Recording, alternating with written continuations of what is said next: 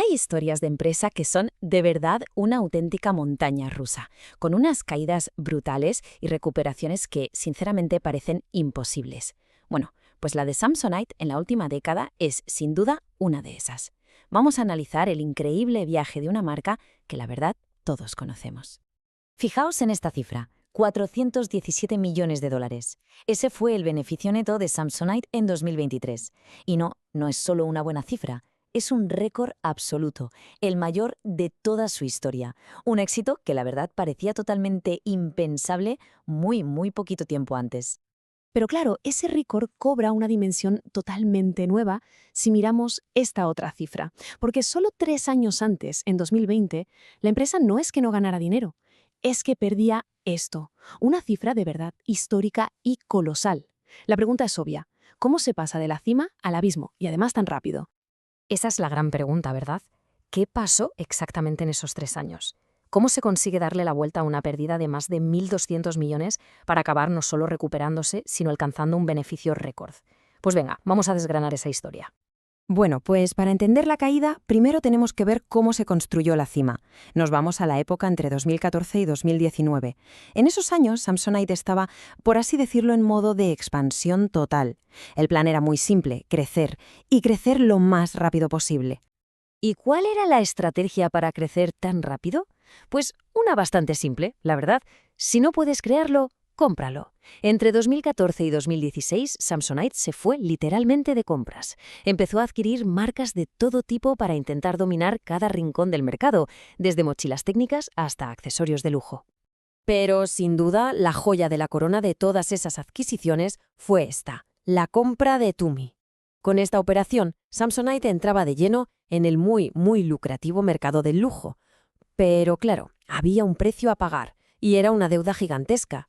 Era, en toda regla, una apuesta de todo o nada.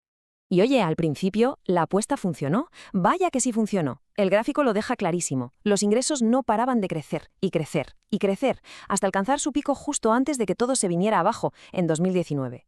La máquina de hacer dinero, vamos, funcionaba a toda velocidad. Y entonces llegó 2020, el año que, bueno, lo cambió absolutamente todo. La pandemia paralizó el planeta y con él se paró en seco toda la industria de los viajes. Para una empresa que vive literalmente de que la gente se mueva, el impacto fue apocalíptico. No hay otra palabra. Las ventas se hundieron, y no un poco, casi un 58% en un solo año. Fue un colapso sin precedentes, con los aeropuertos vacíos, las tiendas cerradas, la lógica ya aplastante. Nadie necesitaba comprarse una maleta. Pero para entender la magnitud real de la pérdida, hay que conocer este concepto, el cargo por deterioro. A ver, en pocas palabras, es un gasto que no es dinero real, que sale de la caja, sino que es cuando una empresa admite en sus libros que un activo, como puede ser una marca, ya no vale lo que ponía en los papeles. Es, digamos, un baño de realidad contable. ¿Y Samsonite? Bueno, pues Samsonite tuvo que asumir casi 920 millones de dólares en deterioros. Una barbaridad.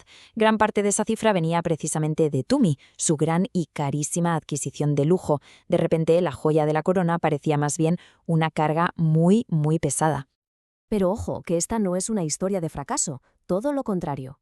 Es una historia de resiliencia, porque tras tocar fondo, Samsonite no es que solo sobreviviera, es que resurgió de sus cenizas y lo hizo más fuerte y más rentable que nunca. ¿Y cómo lo hicieron? Pues la recuperación fue una mezcla de dos factores clave. Por un lado, lo que se ha llamado el turismo de venganza, esa explosión de ganas de viajar que surgió justo después de los confinamientos. Y por otro lado, y esto es muy importante, los profundos cambios estructurales que la propia empresa hizo durante la crisis para sobrevivir. Y aquí está la clave de toda la transformación. Es que la crisis obligó a la compañía, literalmente, a mirarse al espejo y a reinventarse.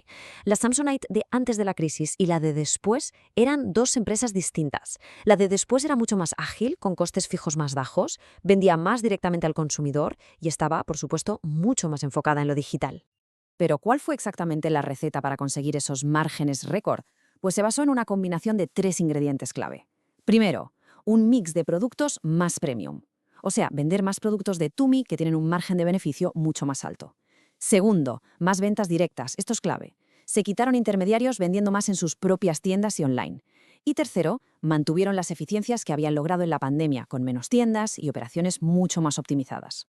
Y este gráfico es la historia entera contada en una sola imagen. Es espectacular. La caída al abismo en 2020 y luego la escalada a una cima nunca antes vista en 2023.